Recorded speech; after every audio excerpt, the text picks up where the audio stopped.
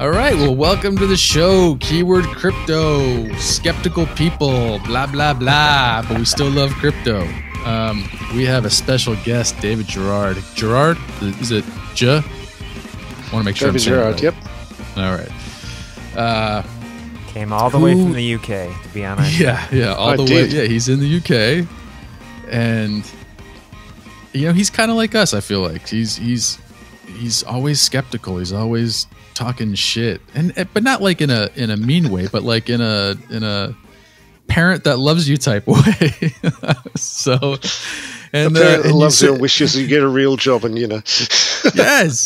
So, but you just said something funny right before we hit record. You said you keep talking shit, but you keep coming back, and you don't even know if it's actually going to work out. So why don't you? First off, why don't you tell us a little bit about yourself? Sorry, we should probably do that first. So, I basically have a day job as a systems administrator, IT person.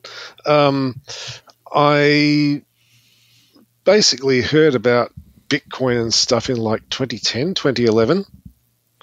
I thought, wow, this is really silly. And I sort of vaguely followed it for a while, and then around 2014 I discovered Reddit Buttcoin, which is great, and the Something Awful Buttcoin thread, which is where those guys actually started out. And then in 2016 I was thinking, I need some money. And my friend Elizabeth Sandifer said, why don't you write a book? Because I'd helped her write her book Neo-Reaction to Basilisk, which is a bunch of essays on the alt-right. Like, she started that in 2015 when nobody cared, and it came out in 2017 and has sold quite well.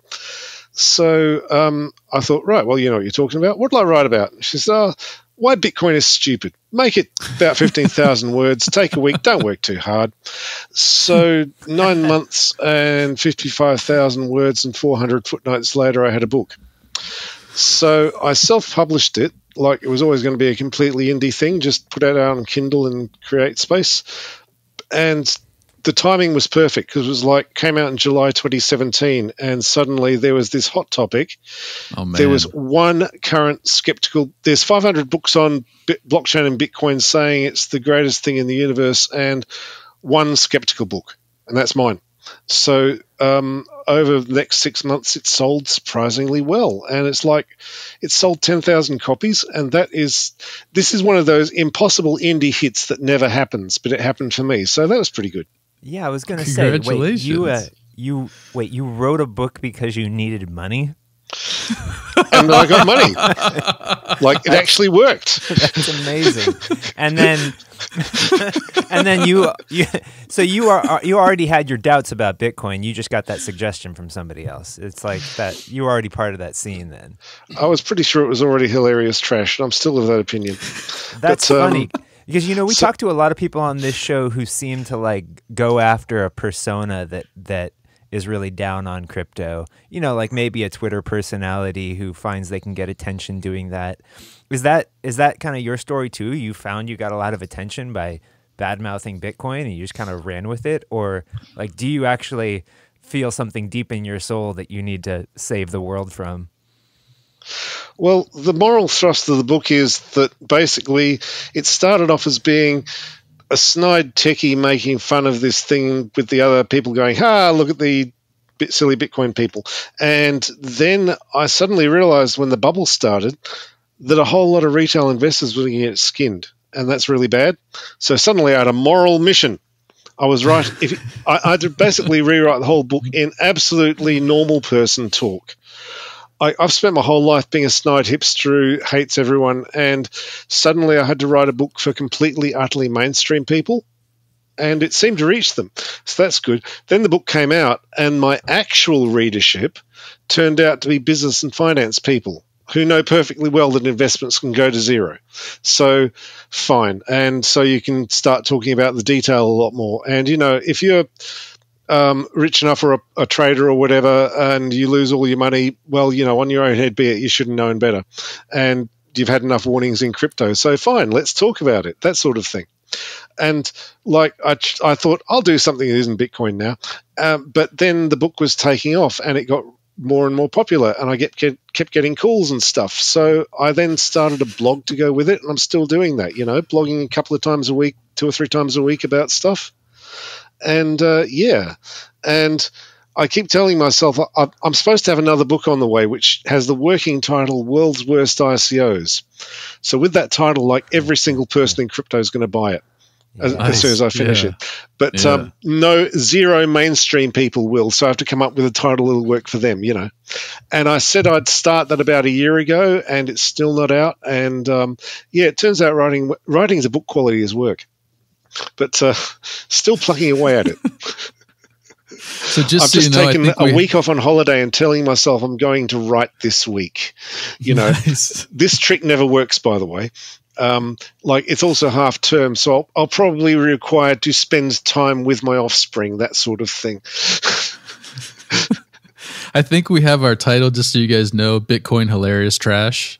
Yeah. Absolutely. I think that's a great line. I think I want to tell our listeners to go buy and read your book, but is there sort of one thesis that you have? I mean, I haven't read it, unfortunately. I will. But I want to know, is there kind of one thing, is there one main thing about Bitcoin that you think is going to cause it to fail that we can use in this conversation? So I think in a lot of ways it already has failed. It's failed in every aspiration Satoshi had for it. He mostly talked about being a payment system, and then he talked about slightly also you can get rich, store value and stuff, be like gold, but mostly he talked about it as a payment system. And it never really worked out as one. And other cryptos have tried, and Bitcoin Cash tried to do Bitcoin, but it's good for payments, and no one was really interested. And then basically it became a thing for speculators, and Ethereum making tokens really easy meant ICOs became like penny stock scams, and it hasn't succeeded at anything really. You can speculate on it, Buy drugs. I will not say it is useless, but I will say that anything that's hypothetical and doesn't actually exist, and people swear it'll totally be coming in 6 months, you betcha, nod and smile and say, that's great, show me when you've got it. Because the hype to production system ratio is through the roof. So I will be delighted to be proven wrong, but you'll have to do the proving. Yeah, and I mean, how is it? So I feel like when we talk about when we talk on our podcast, it's just a lot of negativity because there isn't a lot of positivity in the space to talk about. And that's what we kind of started to shift over to interviewing people, because I feel like at a certain point we just had nothing else to talk about. We had talked all the shit. We had uncovered all the scams. We had done everything we possibly could. How do you keep writing about something that never gives you any positive news? Because people are always interested in it, and it's interesting to track this stuff, like, will this be the year when all the Tether people finally go to jail, that sort of thing. Yeah, there's always stuff going on. That's true. And there's things like, there's been no mainstream news stories in crypto, right? As far as the mainstream world is concerned, it was this thing that happened in 2017, and wasn't that funny, all those people were getting ripped off. But 2019, it's sort of like, it's clearly had its 15 minutes as far as the mainstream is concerned, until next time. But then Facebook decided they were going to do a cryptocurrency. And that's been literally the one mainstream news story this year. So, fine. It's like everyone who was asked went, they can't be doing crypto. That makes no sense. That's completely dumb. And then they came out with it. It was a crypto. And it's like, well, of sorts. And it's like, what? Why? Why are you doing this? So that's a completely fascinating story. And every time Mark Zuckerberg farts, it's in a headline. So obviously this was going to be the headline. Do you think that a money divorced from government could be a good thing? Is it possible? Not on a large scale. One, I'm not sure it's a good idea. Two, I'm not sure it's feasible, because money divorced from governments means it'll probably be run by a corporation like Facebook, and that would be a terrible idea because they are not on your side or anyone's side except Facebook's. So I mean, that's the thing about Libra. It's like, I mean, it's not actually even technically a blockchain, quite sort of, but it's very Bitcoin in its aspirations. And, you know, David Marks has been into Bitcoin for years. Like, he's a Bitcoiner. He's been in since 2012, and he was on the board of Coinbase in 2017 and stuff like that. And if you read the Libra white paper, its aspirations are really, really Bitcoiny. It's like you see all these little phrases, you go, that guy's a coiner. And it's got all these sort of Bitcoin dreams. And we'll bank the unbanked, or rather than what Bitcoin tends to do, which is unbank the banked. We'll bank the unbanked. It'll be huge. And you go, yeah, how are you going to do that? Using a phone. Yeah, that's great. You know, there's that lack of detail sort of thing.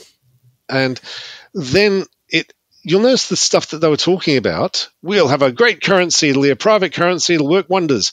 This was the same sort of thing a lot of ICOs said in like 2017 era aspirational white papers. But, you know, it's one thing when you say, our dentistry-based coin will have a circulation of $4 trillion. It'll be awesome.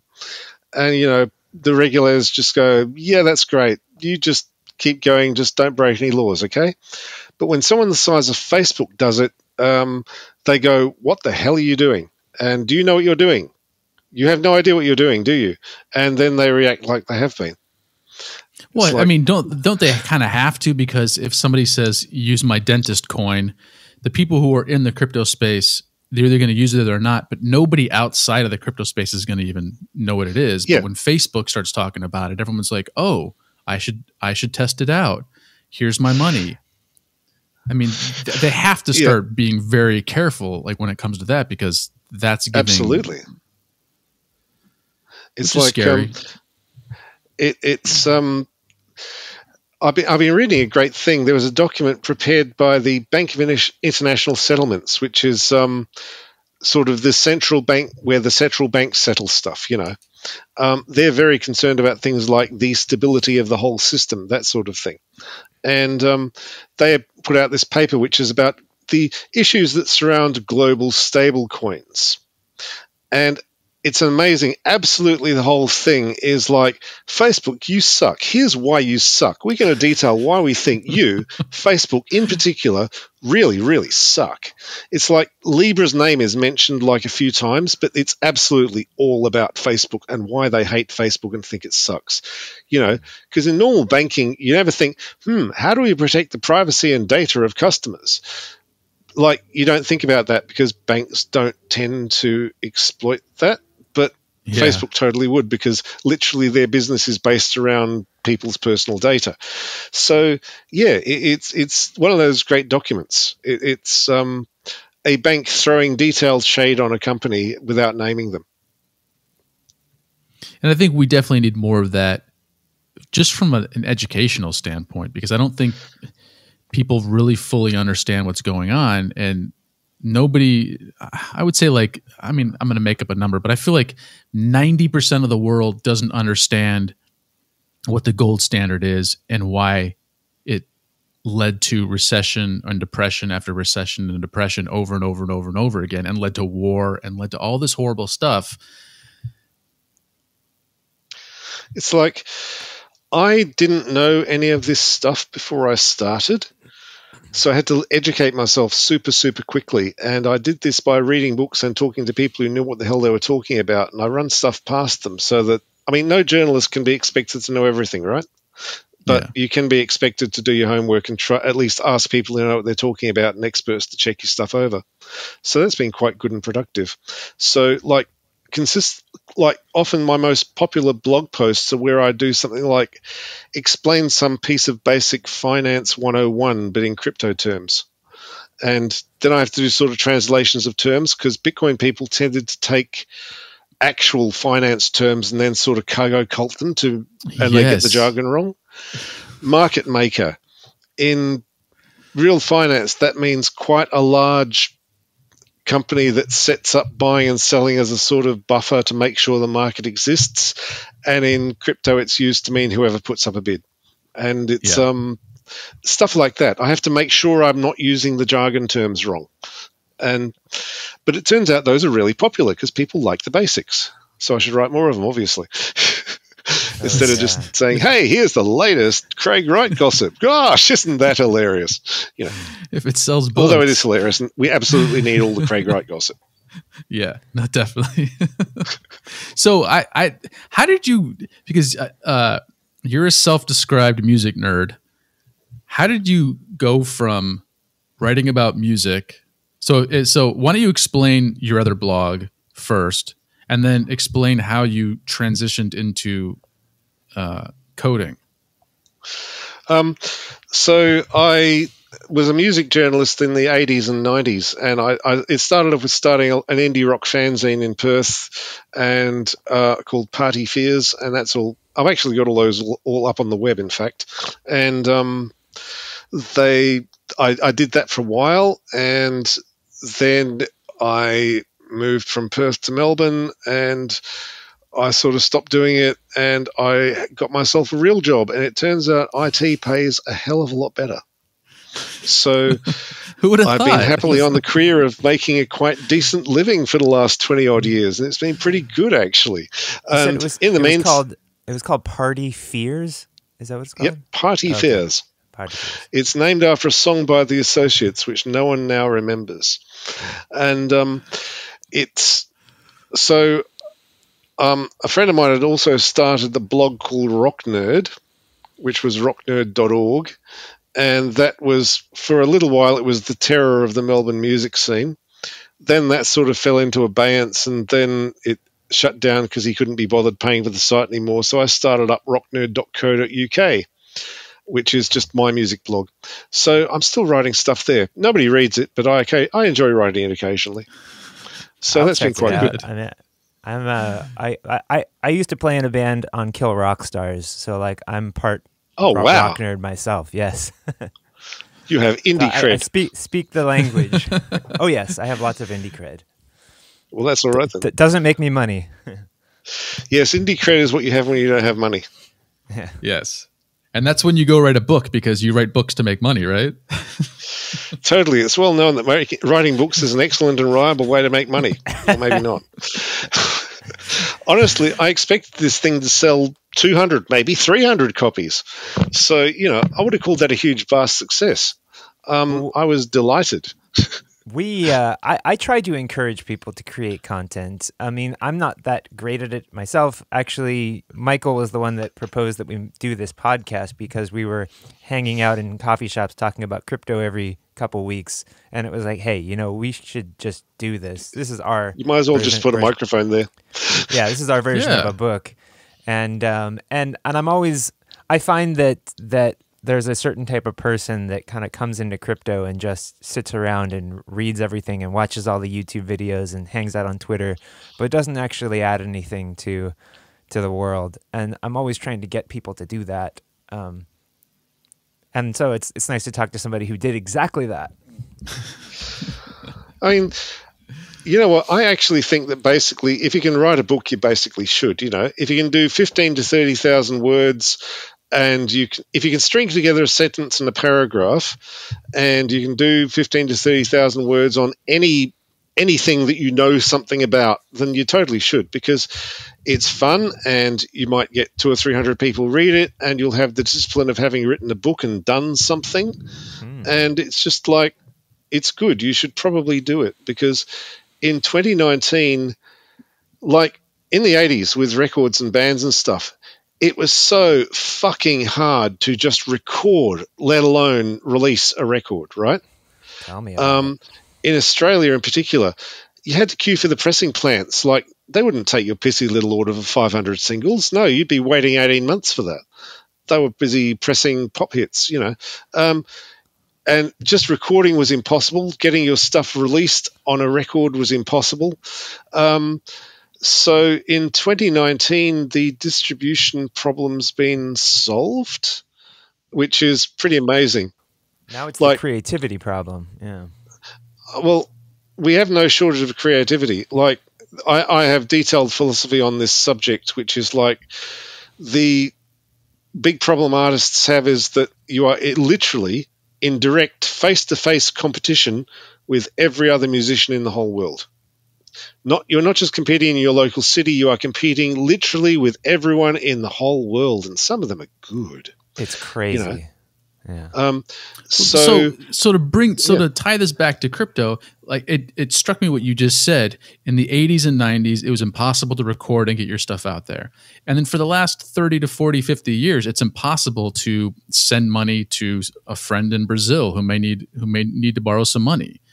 It's like, do you think crypto is kind of starting to act like the internet is for the music scene, just like making it easier, making it more fluid, and also which is going to lead to more issues of, like you said, like I'm not competing against the person next to me. I'm competing against the person halfway around the world for my music now. So it's actually making things harder for me, but at the same time, I have more opportunities, and so the cream rises to the top. Do you think that'll happen with crypto? So that's crypto as a payment system, which is something that it's not actually very good at, which is its big problem. Like, I don't know, because certainly the banks and the financial system are keeping an eye on this stuff, right? They totally write interesting academic white papers about what cryptos and blockchains and DLT, which is sort of a euphemism, mean, and none of it really goes anywhere because it's all just academic babble. They're not actually going to build a thing. Then something like Libra comes along and they promptly shit, which suddenly all this theorizing has some sort of real aspect. I don't know. So you have central banks talking about we should do a stable coin, and the answer is no, they probably shouldn't. But they're considering the question, and I'm pretty sure it helps the competition along and gets them actually competing and doing things a bit better. And that's probably going to be good for people like trying to send money and do things. Yeah, well, it is easier to send money using crypto. I mean, you can send $1 million in Bitcoin for 50 cents or whatever right now. Now there or Nano for free. You can send it's instant. You can send Nano for free. Nano shill, boom. But converting that is Michael and I.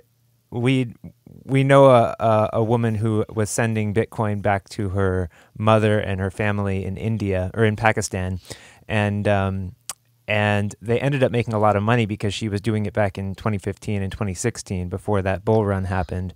But her mother didn't know how to sell the Bitcoin, so it was like there was a big problem there. But the fact that you can do it and there's more access and there's more outlets, there's more exchanges. I mean, it's something that is kind of changing. It may not be working very well right now, but you can still buy drugs with Bitcoin. Considering that the big news has just been the massive child porn bust, as far as Bitcoin use cases, one that may not be the most marketing friendly one, but it turns out that doing crimes on a permanent immutable ledger of all transactions is not very smart. Yeah. No. And I was like, look, Bitcoin worked exactly like it's supposed to. It's an open public blockchain that anybody can look at. So in my mind, that was a perfect example of the success of Bitcoin because we want this is actually good news for Bitcoin. Absolutely. Yeah, I mean, because if a company goes out and tries to steal from us and they do it on Bitcoin, we can all point to the chain and be like, nope, right there. You're lying. I mean, I only ever post good news for Bitcoin myself. Everything I post is good news for Bitcoin. Yeah. My wife find anything My wife last night, literally, when she was washing dishes, and she said, one thing I don't get about Bitcoin is how can it be private and transparent at the same time? And I had to stop and be like, it's not private. It's not private. and she said, why are people using it for illicit activities? Because they're dumb. Because they're stupid. Well, and because law enforcement can't right now it's too much trouble for them to track down every single drug dealer around the world, or there's not people who are policing that or something, because people are getting away with it. There's just not an incentive. Like, what's the point? Yeah. But when you have a big child porn ring that you're trying to bust, and you actually have the funds to go in and track these things and track the Bitcoin payments. That's important. I mean, that's an important thing to spend government dollars on trying to stop. So when we do have private cryptocurrencies like Monero, there could be a use case for that. Of course, nobody's using it yet, but I mean, everything about this space is speculation. I haven't actually. I don't know the technical details, but I vaguely recall reading somewhere the trouble with Monero is that the volume is quite low. So if you do a massive transaction through the privacy coin, like you're probably going to be the big transaction. And that's so it's basically sort of revealing yourself through a side channel, which is a way to do cryptography dumb. So yeah. So I don't know. I know that for remittances, Bitcoin claimed it was. I mean, the hype at the time was that it would be the absolute slam dunk solution. We'll trash Western Union. Well, no, you won't, because it turns out to be a bit more complicated than that. And in practice, like, there are businesses that use Bitcoin for actual real money, business level remittance and transmission of money, but it's only about as good a channel as the other channels, and some days it's better and some days it's worse, and so on, you know. What was the company? Veeam. Veeam, that was it. They do international money transmission, and one of the channels they use is Bitcoin or Ether, because Ether is reasonably liquid and transmissible as well. So, I mean, I feel like, you know, swinging it back to the music scene, I mean, how long have we had the internet for? Just like how long has pretty much everybody been using the internet? About 10 years now, maybe? Or it's just like it's a part of our lives? Late 90s. Yeah, I would say 25 years, yeah. So 25 years for it to revolutionize the music industry. And I feel like it's only really revolutionized things in the last 5 to 10 years. Like once Spotify came out and these music streamings and Napster and all these things, that's when it kind of really transformed the system. So that was, you know, maybe 15 to 20 years after the internet even became a part of everyone's life. So I feel like we're still at that nascent stage of crypto where people have all these ideas, but there's just the infrastructure's not there, and there's not mass adoption yet, and this and that. And like people, like until we get mass adoption, you're not going to have all these genius people who come up with these amazing ideas, because it's not even in their purview. Like it's nowhere in their circle of thought process. So how can they invent these things yet? That's what we need, mass adoption. That's when the actual changes are going to start to come, where when the people growing up don't know anything, don't know any different, like don't know about the time before crypto. That's when I think we'll start to have the real breakthroughs. So what you need is an indie niche that it's good at, you know, a little subculture it can work in. The first of these was, of course, buying drugs over the internet. So this was Silk Road, which was the first actual Bitcoin use case, which was buying things that your government doesn't want you to buy. Now, it was warned early that this was not actually anonymous. I think the Gawker piece that really advertised Silk Road's existence to the world, they got comment from Jeff Garzik, who said, well, no, actually, speaking as a Bitcoin developer, if you do this, you're an idiot. But and he was correct. So, but you know, it was actually a use case. Suddenly, Bitcoins had a use, and the price went up, and people started buying them, and Mt. Gox started getting volume, and there was an actual use for these things. That's sort of dropped off. Or it isn't as significant or whatever. I mean, and still, the number one drug currency is still the US dollar, because, you know, it's the number one currency for literally every task. It trounces Bitcoin at its use case. So not the best use case. And also, there's certain marketing disadvantages in having drugs as your number one use case. But so is it good for anything else? Well, let's see if we can find anything. Perhaps we could sell blockchain to businesses. Wouldn't that be amazing? And that didn't work out either, because it turns out they're not actually much better than anything for anything either, though the hype train is still going on that one. So, it has to find some... Bitcoin? We are, like, here's the thing, and here's the reason that I think that we have this podcast, is that we are kind of the ones that are asking questions about this. We're, like the three of us, we're all saying, "Hey, this might be a bad idea. This is dangerous, or this is stupid." But I still want to have the conversation. I still want to have the awareness of. I want to be able to ask somebody who doesn't ever think about this stuff. Hey, what would it be like if government wasn't in charge of money? What would that be like? Would that be a good thing or a bad thing? And I think that is important that we are having those conversations. That's the reason that I do this. The other reason is for all the drama and crazy stories and Craig writes and and for all the money. Oh yeah, and the third reason is all the money that I get from being a podcast host. Absolutely, just rolling in cash here. Notes may not be much cash. So my question is do you have an interest in it in that way too? Do you like raising awareness about it? Do you like asking the questions? The main thing I've gotten from Bitcoin is suddenly a lot more respect for how the existing system actually works and why it's the way it is and the ways in which actually it's not that bad for what it does and how it sort of has to be the way it is in a lot of ways. Because it turns out that real life is always a little more basically, the one thing you'll always find out is I think you'll find it's a bit more complicated than that, because it's one thing to try to invent whole new solutions to whole new replacements for existing systems off the top of your head. It's another thing to do the complicated bits sort of thing. I think people are just throw out gold standard. Let's go back to gold standard. It's just like people don't realize that the reason why gold standard stopped is because we were at the mercy of the people who held the gold. If a country held more gold than us and they didn't give us a loan, then we were fucked. Our country could not invest any money in ourselves at that point. Well, you need to read your Hayek and Mises, dude, because actually that's the good side of the gold standard is when everything runs on gold, and crippling of the economy is a small price to pay for sound money. But that's just it. I completely disagree with that. I completely disagree with that. Note that I think it might not actually be a good idea.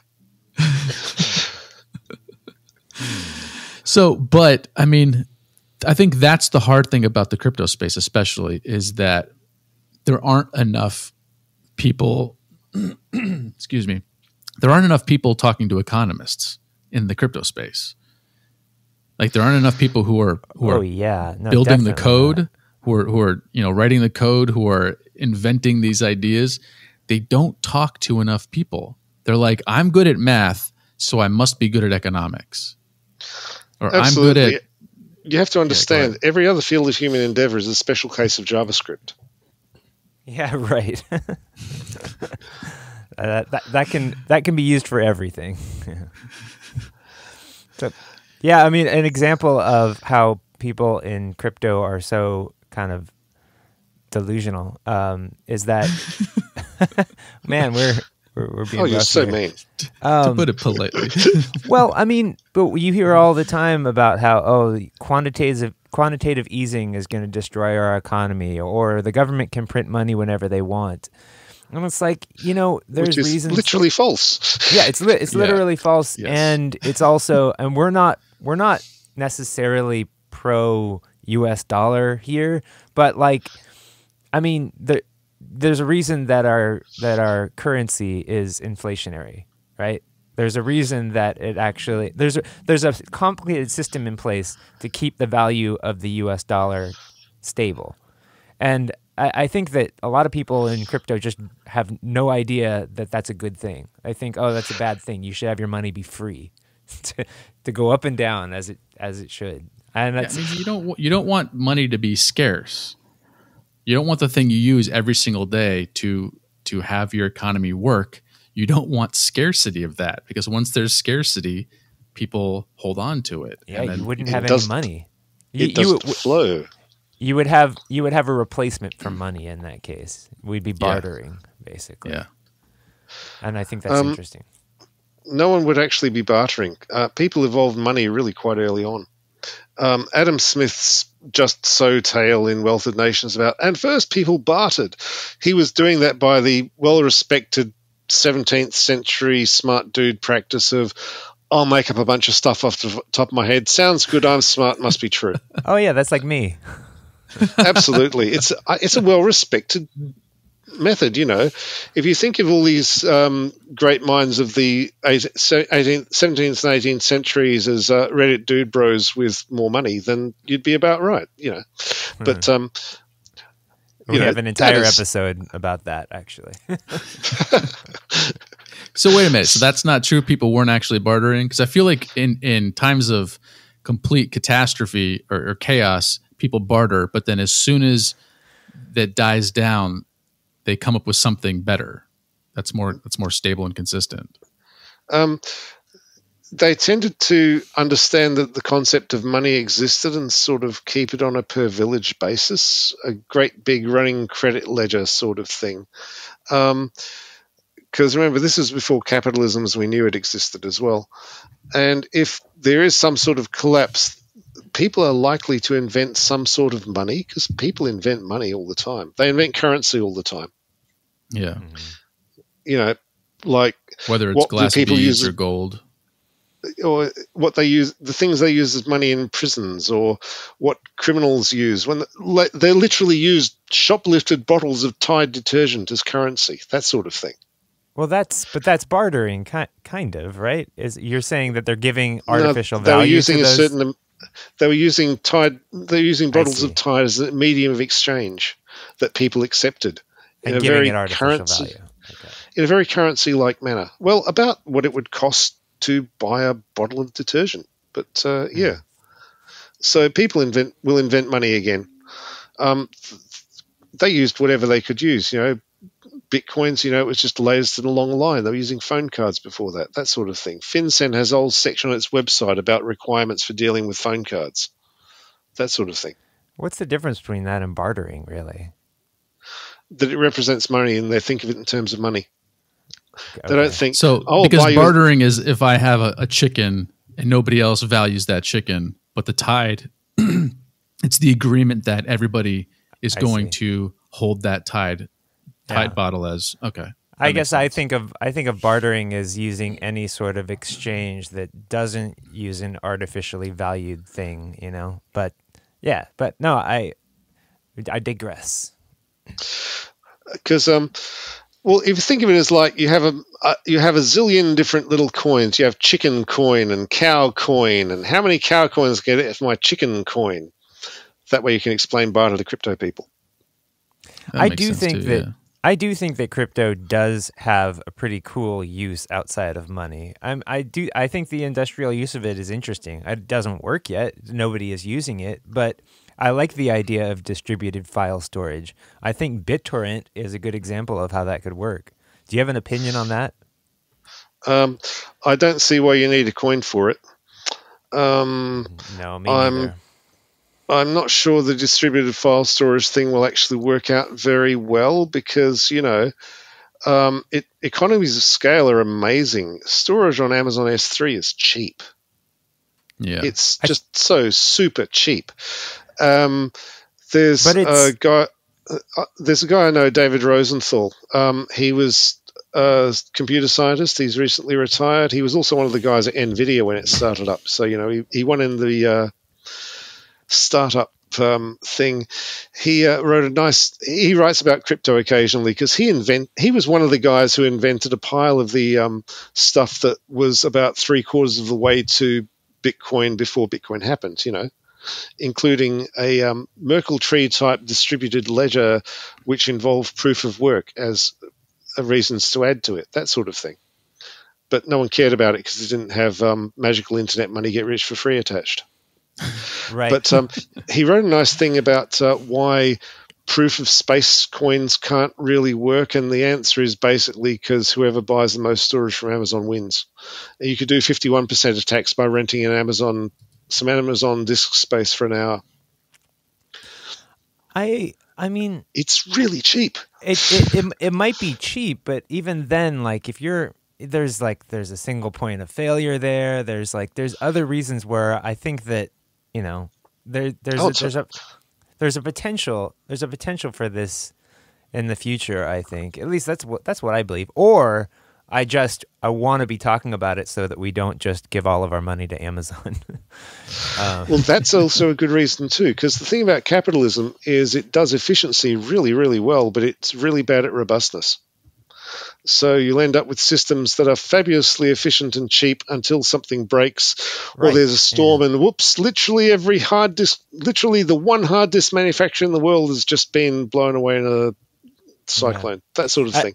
And the bigger they get, the harder it is for them to evolve because they've invested so much in their current system. And so that's why Peter Thiel's book 0 to 1 drives me crazy, because he's actually encouraging monopoly, and monopoly stifles innovation because they can't really afford to innovate at a certain point because they've invested so much in their current system. Yeah. Also, the other thing about that book is literally all these examples aren't 0 to 1; they're all 1 to many examples. Yeah. His whole book I was just like screaming and yelling the entire time I'm reading it. The other thing about blockchain and crypto that I find interesting is that when you actually look at what transparency in a system does, and that's one of the reasons I actually liked Ethereum and the idea of smart contracts, not contracts that necessarily just execute themselves, but they're public, they can't be altered. These are I mean, even if you could have agreements like that with people, sure, you could host that on Amazon or something. But if you have a distributed system, I don't know. I think there's something to that. Maybe, but I mean, I have in the book I have a whole chapter which I was hoping would kill the entire idea of smart contracts, because I thought a lot of things about it were dumb and bad, and of course they kept right on going because why not? Oh, okay. But so let me ask you a serious question, because JJ and I don't have any experience with this. Has crypto adoption increased since you've since the country you're currently living in has completely fallen apart?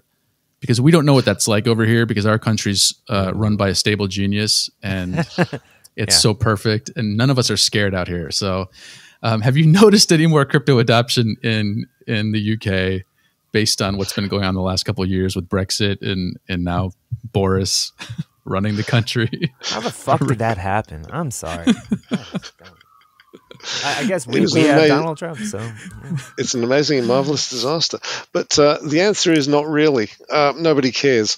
I was actually really surprised, because there's lots of eminently scammable people here. There are some people who are just life suckers, right?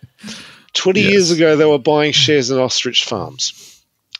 In 2017, they were buying Bitcoins. Or even better, they were buying ICO coin of the week. These people were born to be skinned. We all know someone like this, right? That's hilarious. So you're surprised that there hasn't been more crypto adoption because there are so many scammable people in your country. Absolutely. I mean, there's plenty of scammable people in America too, but there's plenty here as well. It's there's lots of people who live in a rich society but think, I'm not getting enough. I need more. Yeah. I've got one weird trick that will make me rich. It turns out that in general, there are no one weird tricks. Yeah. And so we have, the thing is that we have less regulation around what constitutes a security here. The US has the Howey test. It's really, really simple and really broad. In the UK, it's actually like a very restricted list. So I was actually surprised that didn't take off more, and I don't really understand why, but it didn't. So we're more concerned with things like, will we have wacky Prime Minister Boris with his ready wit and jokes and so on, and we can laugh our heads off while we're living under an underpass and chewing braised rat around the bonfire. It'll be wacky, and it'll be very ironic and snide. So they were putting forward blockchain as the solution to the Irish border, which I just thought was absolutely perfect. A dumb idea that can't work can be solved with a dumb idea that can't work, and it was sort of artistic. But No, I can't say artistic or autistic. Artistic, but I can't. Don't worry, I have plenty of autistic fans who are fully concur that Bitcoin is trash and they're lovely. So I'm in computing, you know. We're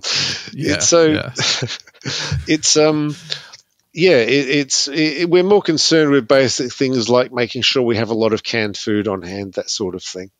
So the British pound is about to lose all its value. You're going to invest in euros or US dollars in canned food. Is that the idea? I'm sticking by my favorite disreputable shitcoin, the British pound, you know.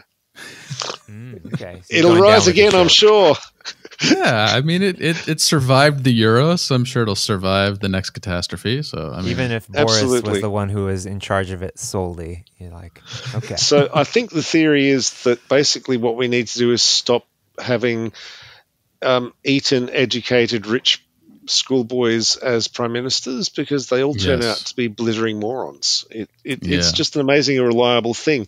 It turns out that having a rich guy accent doesn't make you smart. It might actually make you dumb. So how does Bitcoin fix that? Well, Bitcoin. How can we use a blockchain to fix that? I need to know. You know, I wasn't ready with an answer, and now I'm wishing I'd spent some time thinking, how does Bitcoin fix Boris Johnson? Yeah. Sadly, I don't have an answer, so damn it, you got me there. Or is Bitcoin just the digital version of Boris Johnson? No, it's not. It seems like a good fix until you actually put it in the real world, and it's a complete fucking disaster. Did it seem promises like a good all fix sorts then? of things? Man. Promises the world, doesn't do anything useful, and burns the country in the process. I can see it, actually. Boris Johnson is actually one large floppy-haired Bitcoin. Well, you do get people in Venezuela buying Bitcoin because it's easier than buying other currencies. And if your government then all of a sudden does outlaw the use of foreign currencies and outlaws the use of Bitcoin, you can still access Bitcoin. It's not like there's, I don't know. It seems like in the escape hatch scenario, it does seem like there's still a use. And maybe Bitcoin is not it, because Bitcoin has, one of the things about this podcast is we talk to people who have experience in coding and their experience in creating cryptocurrencies. And it's like Bitcoin is riddled with technical problems. And I'm not sure if you cover that in your book. I'm sure you do, actually, that like basically there's bugs everywhere. Yeah, I mean, one of the problems with Bitcoin is, like, it's a really interesting idea, right? It's absolutely fascinating technically, but it was the paper and string first draft, and then they pressed it into production. And I can tell you professionally that trick never works ever. You do not try to press your prototype into production, because it's always going to suck and everything's going to be terrible. And then it sort of sucked and was terrible, and people were surprised. And then they doubled down with Lightning Network and did the same exact thing. They said, this was the first example. This is the first draft. Boom, we're picking that because it's the first one to market. And it was just like, why would you do that? But they did Lightning it again. Network is just amazingly terrible. It's just not so many things about it just can't work. And whoops, it turns out it doesn't work. And liquidity's way down. And it'll work. Just give it another 18 months. I promise. I thought it was 6 months. But yes, Lightning Network's main function at the moment is to be an excuse for Bitcoin not scaling. Yeah. What you do is, I've actually had this when I'm talking to people, and Bitcoin doesn't scale. And they just go, Lightning Network, what are you talking about? Like, that's the entire answer. Lightning Network doesn't exist yet. They can't explain it. They can't use it. They can't, it's like, okay, great, thanks. That'll fix it. So I know we talk shit, and I know I shill Nano a lot, but that's honestly the reason I moved over to Nano for a lot of stuff, was because, like, I tried IOTA, it didn't work. I tried Bitcoin, sometimes it would take like 7 hours for a transaction to go through. Someone was like, oh, you should try Nano, and I tried Nano, and I sent it, and it was there in less than a second. I was like, oh shit, does it work like that every single time? They're like, yeah. I'm like, how much does it cost? Oh, it's free. I'm like, what is this magic shit that like isn't supposed? It's like, this is what they said Bitcoin was going to be, and yet when they finally find something that is the idea behind Bitcoin, nobody wants to adopt it. I'm just like, what? Why? People are so weird. Let the record show that JJ is not the one talking about Nano here.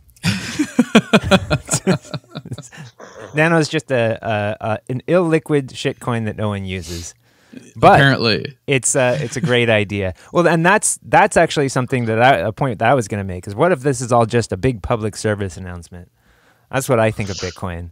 It's just like hey, we should think about this. That's it, really. Sure, the first iteration is not going to work. Neither is the second or the third. But maybe in the future we'll get something that actually does have the idea, and maybe that's Nano. And maybe it isn't. But yeah. There's the permabull. I mean, bear. Sorry. But yeah, I mean, there's all these coins that promise to do the trick that Bitcoin will do, which is to like be decentralized without burning a country's worth of electricity. But I know that they're all like promising white papers which read like mathematical mad scientist rants. They said I was wrong. I will show them all. You know the sort. That's our friend. Not talking about IOTA at any point here. No. But boom! IOTA slam. That one was a disaster. That one was a complete disaster on every single aspect. Not only the technology, no, IOTA. The technology was a complete disaster. And then the people who were working on it, they just like ruined their entire persona just because of like what assholes they were online. And it was just like, holy crap, that was amazing. Wait, doesn't it still exist? Isn't it still trading? It's still there. Oh, IOTA, they're still working on it, and they'll definitely get rid of that central coordinator node one day before the end of the universe. And a bit like Cardano will as well. And it's so I mean, anyone can do a coin that does the Bitcoin trick without proof of work and is tiny, but the interesting stuff comes when you release a great big system and it's doing a lot of real volume in the world. This is why Ethereum is taking its sweet time with the proof of stake stuff, because Ethereum is another one where I really like I think they're really good and interesting technically, but like they're really nice fellows and they're interesting to talk to and think about. But they're also, I love the way that Vlad Samfier will always shout, "This is an alpha system. It breaks all the time. We keep having to fix it. What are you doing? Put in real money in. You're crazy." So that's nice. I have a lot of time for him. But, honesty is really important. So and they're doing interesting stuff, but the reason their proof of stake has not been released and it's been 6 months away since 2014 has been because it turns out this is hard. And they know they have to get it right because there's like hundreds of millions, billions of dollars of notional value in this thing, and it'd probably be bad if it all caught fire. Yeah. So caution is probably warranted because they're trying literally to do new computer science here. It's interesting. Your music blog, were you particularly negative? I mean, it's pretty easy to trash bad bands and bad records. I'm just curious if that was a tone in your 80s and 90s blog. It certainly was back in the 80s and 90s, but in the current version of the blog, there's not much point writing negative reviews because there's so many bands and no one's ever heard of them. And band you've never heard of sucks is just not a very interesting story. Yeah, I find that too. And there's so many people that are just starving for new music. It's like, well, maybe this is good if we listen to it enough times or something like that. Nah, my review pile is trash. I mean, I went through a couple of years where I was trying to write something every day just for the exercise of it. Mm-hmm. And it was like, I actually got to the stage of trawling the tags on Bandcamp, trawling the new releases and my favorite tags, which is like literally going straight to the bottom of the barrel and seeing what's in there. And maybe 1 in 30 was like not bad. And that's actually a pretty good hit rate. It's certainly a better hit rate than my review pile gets, We just talked to... sorry, I didn't mean to interrupt. No. I mean, like... Oh, it's amazing. Bad Greek heavy metal. I've got all I want, thanks. We actually just talked to Bryce Wiener about how about the efforts of music industry businesses to use blockchain to fix the problems of intellectual property in the music industry, and how it's going to be a complete disaster. I have an entire book chapter on that subject. On intellectual property, or specifically music? Music industry is a case study for why blockchain's shit. Oh man, yeah. I mean, even Bryce doesn't really say that it's going to fix everything. He even says like this is just an example. We're going to try it. We're putting it out there and seeing if any of it sticks. No, he specifically said it's not going to work. No, blockchain's not going to fix intellectual property. And he specifically said it's a problem that has been around for 400 years since the printing press. Actually, yeah. So yeah, sounds about right. It's just funny these little efforts by music distribution companies to use, fancy blockchain. It's just this buzzwords is all it is. Like Long Island iced tea. Yes. Yes. Yeah, blockchain iced tea. That was all right. Really well, clever. That seems like a good time to wrap things up. Do you want to give a long string of all the places we can find you? Yeah, plug your and then stuff. We'll also have it in the show notes. Yep. If you search the web for David Gerard, you'll find me first, because I have been here since the 90s. I logged on in 1994 and haven't logged off since. davidgerard.co.uk is my website. You'll find the blockchain blog there. I'm David Gerard on Twitter as well, and I tweet about 16 hours a day. And yes, and if you look for my book, you will find it on Amazon. There's an ebook. There's a nice paperback, which is lovely and I quite like. And you can get it in all the other ebook stores as well. It's just that Kindle is where 90% of the buyers are now, and it's only slightly trepidatious having one customer, but the Amazon problem. So this is where you can find me. And maybe eventually we'll be able to find a blockchain solution for your Amazon problem. Yeah. Did you know that there are no general ebook stores that sell books for cryptos? None. Really? None. There are like tiny little things that claim to be bookshops that sell for cryptos, and they have like 3 blockchain books. There are no general stores that sell just the general range of books, and not even indie ones that take cryptos. It's like none. I do not understand it. Yeah. Well, there you have it. Yeah. We need to. I actually tried to set up a merchant account with Coinbase, because I was going to sell the one where they would take the coins, they would sell them, and then you'd get the cash. You'd never touch a Bitcoin. Because I was going to do a special Bitcoin edition of the book. I figured it's £4.99. I'll sell it for 4 Bitcoins 99. That sounds a fair price. And I'd do it in a special edition with a gold fringe. But I couldn't get. But it turns out Coinbase are incompetent. So terrible. I never got that set up. Subscription payments is just that no one's figured that out yet. It's just a nightmare. Yeah, I mean, it's like I could set it up so I take cryptos, but I don't want to take cryptos. See, I blame us not making any money on our podcast on crypto just because it's too hard to use. That's my excuse.